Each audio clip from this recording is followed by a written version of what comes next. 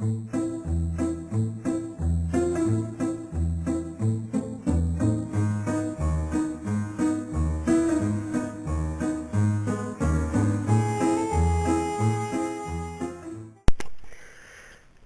is the story of a camping trip, and also a treasure hunting trip. And actually there are two stories here. They are both about the same trip. They vary a little bit between the two. The first was published in December of 2004 in Western and Eastern Treasures, and the second was published in February 2005 in Indian Artifacts magazine. And I changed the stories just a little bit to fit the need of the different publications. But anyways, the first one from Western and Eastern Treasures, again 2004, is titled simply Mickey Mouse. In my estimation, the greatest hobby anyone could ever have is treasure hunting. Of course, camping comes in a close second for me. So when I get to combine the two, the result is sheer paradise. There is nothing I love better on a hot, humid summer night than laying out in the woods, seeing all those stars up there, and listening to the wonderful sounds that God filled nature with. The crickets, the frogs, the hoot owls, even the yipping coyotes. It is all music to my ears. Recently, I went on just such an expedition along the Lake Huron shoreline in northeast Michigan. Joining my entourage was my son David, who admittedly hates the woods and camping, which in my estimation makes him a somewhat sick kid. My daughter Stephanie and a friend of the family, Matthew Johnson, all three being teenagers, made the adventure even a bit more of a challenge. Before leaving our home in lovely downtown Saginaw, which there is a little bit of sarcasm, I had selected the location where we would dig for treasures. It is a wonderfully wooded dump site that yields relics dating as far back as the 1860s and as recent as the 1940s. Since I have a love of old bottles and relics, I have never been disappointed at this particular site. As time allows, after an afternoon of digging, I can return home with a car literally full of wonderful reminders of days long past. The only problem there is that the ground is full of roots that can sometimes complicate excavation and recovery, and it's on the edge of a swamp, which breeds mosquitoes prolifically. As we walked into the woods that summer day, the aroma of the pines and cedars filled the air, and I had my shovel over my shoulder, and Stephanie was directly behind me, followed by the boys. Suddenly I heard a loud thud. And I still claim that thud is because Stephanie's head is hollow, but that's beside the point. Stephanie yelled out, "Ow, you hit me in the head with your shovel, Dad. Did you guys see that? Dad hit me in the head with his shovel." I hit her? Please. I was walking in front of her. I didn't stop. I didn't slow down. She walked directly into my shovel. But in that delirious world that most teenagers live in, I smacked her in the head. At any rate, everyone ended up getting a good laugh out of it, and Stephanie ended up getting a large bump on the head, which would explain a lot later in life. We went a bit further, and there was a down tree. And it was a large down tree that you could see quite well. No problem, right? Right. Just step over it. I stepped over it, and moments later I heard yet another dull thud as something hit the ground. And I turned to see my son David lying there, picking moss out of his teeth, as he sputtered, "I didn't see it, Dad." Didn't see it? How is that possible? It was right in front of him, bigger than life. I have learned there is never a dull moment, or a sane moment, when teenagers are involved, but always, truly, they are fun. We finally reached the dump site with no major injuries, and we each picked a spot and began to dig. So prolific is the material in the ground that you can dig almost anywhere and come up with something of interest. Matthew made the first find, a wonderful 8.5-inch tall blue ball canning jar with curved shoulders. Now canning jars are, pretty abundant, and they don't usually excite me a great deal, but this one was interesting because of the imperfections in the glass. Now, Matthew had never gone treasure hunting before, and the look on his face when he pulled this jar from the ground was, well, like the deer in the headlights that we almost hit later that night. The past came right up out of the ground, hit him on the head, and he was hooked. And after that, Matthew dug feverishly. Strange as it may seem, I was digging maybe about 5 to 10 feet from Matthew when I pulled up a clear glass miniature ball canning jar. Though I'm not certain this must have been a toy or salt shaker, or maybe it was used by Smurfs to can Smurf berries. But I'm kidding, of course. David, though, made the most interesting find of the entire trip when he unearthed a white lump encrusted with dirt. He held it up and he called to me, "Hey, Dad, look what I found. What is it?" Well, I recognized the object right away and could hardly believe that David did not. I told him, "David, take a closer look. Don't you recognize who you found?" And as David looked again, his face lit up. "It's Mickey Mouse. I dug up Mickey Mouse." And indeed, he had. His find was a bisque version of that fuzzy little Disney character. Mickey stands about 3.5 inches tall and is not in bad condition, considering his decades in the ground. I thought this find was especially wonderful since that year marked Mickey's 75th birthday. Finding Mickey really changed all three kids' attitudes about digging. Suddenly, the mosquitoes that were biting with fervor didn't seem to bother them quite as much.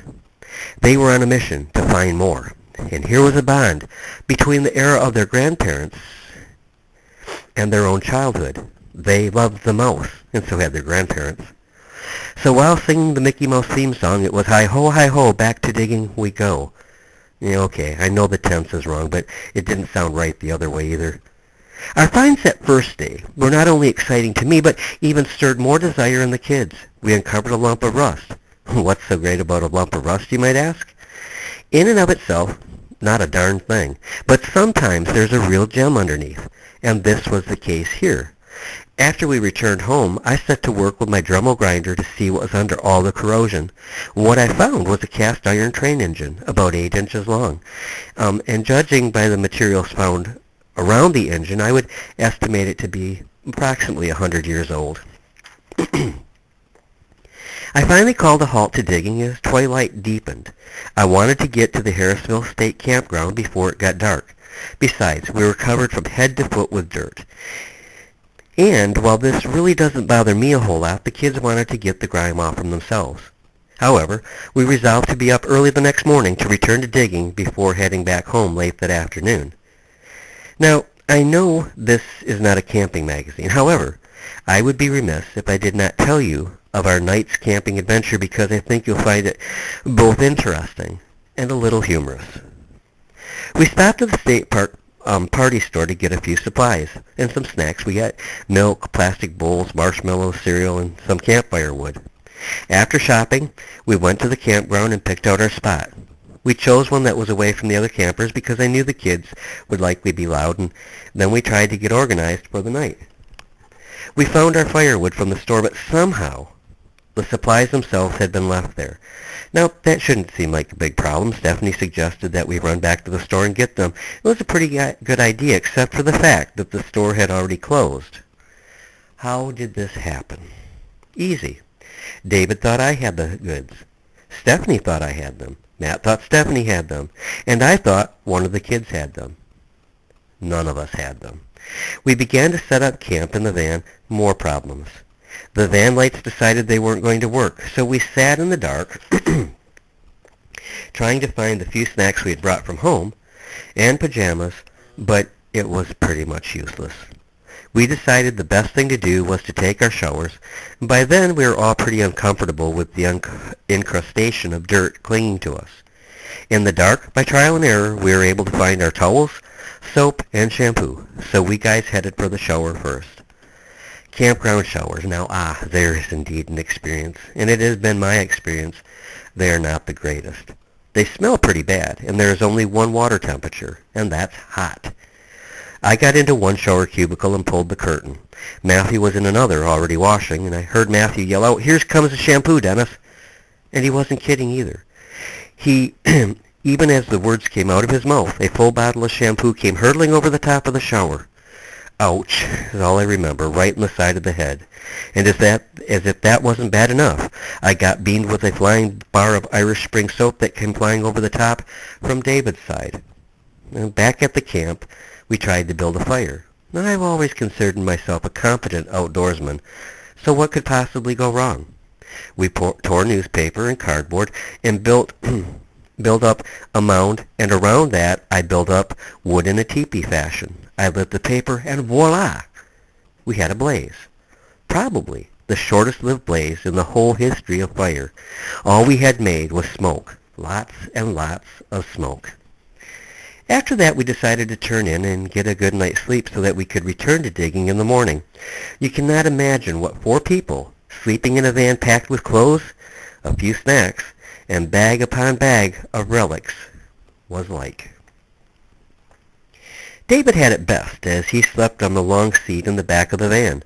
Matthew was in front of him, stretched out across 2 captain's seats. I was in front of him on the floor, all scrunched up and in extreme pain, and trying to ignore the incredibly horrid odor coming from Matthew's feet. I was regressing to my childhood. I held the Mickey Mouse that David had found tightly in my hand for security. Now Stephanie was crosswise in front of me over 2 captain's seats. Sleep did not come easy for any of us. And to top it all off, it was getting cold. I woke up at 4 o'clock in the morning after having finally fallen asleep about an hour earlier. David was snoring, Matthew was snoring, and Stephanie was snoring. Who needed to be out in the woods to hear the sounds of animals? And if that wasn't bad enough, I looked out the window, and can you guess what I saw? Our campfire was blazing. After that, I lost consciousness again and slept soundly until around 6 o'clock, and boy, was I really rested. We returned to the dump site by about 8 o'clock a.m. and resumed our digging. While the items we found may seem minor and unimportant to those who dream of finding treasures of silver and gold, they meant a lot to 3 teenagers who had never been previously exposed to digging into the ground and witnessing history firsthand. Among the day's finds was a sad iron, and Stephanie found it hard to imagine her grandmother ever using one of those. We also dug a variety of horseshoes and blue glass insulators. Another interesting find was a large padlock from the Detroit and Mackinac railway lines. Of course, there was also a wide variety of antique bottles of every size and shape, many dating back to the 1880s. Treasure? Well, I think so. But for the kids, what turned out to be treasured most of all from this adventure was a bisque Mickey Mouse. And for me, the memories of opening the door to the past and to treasure hunting for 3 teens locked firmly in the age of computers. And now, the story as it appeared in Indian Artifacts magazine, shorter and more geared to that audience, is titled, Who Would You Least Expect to Dig Up on an Archaeological Site? Over the years, Indian Artifacts magazine has carried many of my stories. This, by far, is the most unusual. I might mention at the outset that 2004 was Mickey Mouse's 75th birthday. So what has that furry little child of the Disney mind have to do with Indian Artifacts? As a rule, nothing. But read on. It was a beautiful Saturday in early June. For Michigan, the weather was unseasonably warm. I was taking my kids, David and Stephanie, as well as another teenager, Matt, up to Harrisville for an overnight camping trip. Now, being that Oscoda is on the way, I thought I would stop and give the kids a tour of the old Van Etten Creek site, a late woodland Indian site dating back as much as 1,500 years. Now, if you have been reading Indian Artifacts magazine for a while, you might remember some of my articles on this site. We arrived in Oscoda late in the afternoon. David was driving, and he parked the car beside the road, and we walked into the woods. The fragrance of the pine and cedar trees hung in the air. And I pointed out to my young companions where I found various artifacts when I used to work this site years ago. Old Van Etten Creek is situated on a 20-foot-high bluff, which drops to another occupation level, and then down to Van Etten Creek. Generally, on visiting the site, I have been able to look over the bluff and find pieces of late woodland pottery, but on this venture, there were none. There were many flakes of flint, attesting that some ancient occupation had been carried on here. I have to admit I was a little disappointed at finding nothing but flakes. David had walked on a little bit ahead, and he called out, "Dad, come see what I found." With visions of arrowheads and celts dancing in my head, I rushed over to the bank where David was standing holding up a small amber poison bottle with a skull and crossbones embossed on it. The bottle looked to have dated from, say, the 1920s or early 1930s. Boy, Talk about your multi-component site. I love old bottles, so I was happy with the find, but not as much as I might have been with a nice spear point instead. Shortly, Stephanie and Matt joined us and began prodding around in the sand and dirt to see what else might be found. Rather excited, I joined in. I found some sharp flint flakes, as the bleeding cuts on my fingertips attested to. There were a few more bottles, and then David pulled out a white glob encrusted with dark dirt. And he asked, "What's this, Dad?" I instantly recognized the familiar shape of one of America's most popular icons, and I replied, "You don't know who that is? Take another look." David looked like a little light went on in his head. "It's Mickey Mouse." Indeed, that is who it was. And upon my return home, I went to the internet and found that this particular Mickey was dated to 1930. What really seemed odd is that back in the 1930s dumping site, only about 25 feet, I had years before unearthed many fine artifacts from a prehistoric Indian dump site. It made me think about how different those ancient people were from us, and yet in some ways so similar. At least we got rid of our cast-offs in the same way. All in all, it was not a typical day at the old Vanetton Creek site. I leave you with this. A belated happy birthday, Mickey Mouse. Now everyone sing. M-I-C-K-E-Y M-O-U-S-E.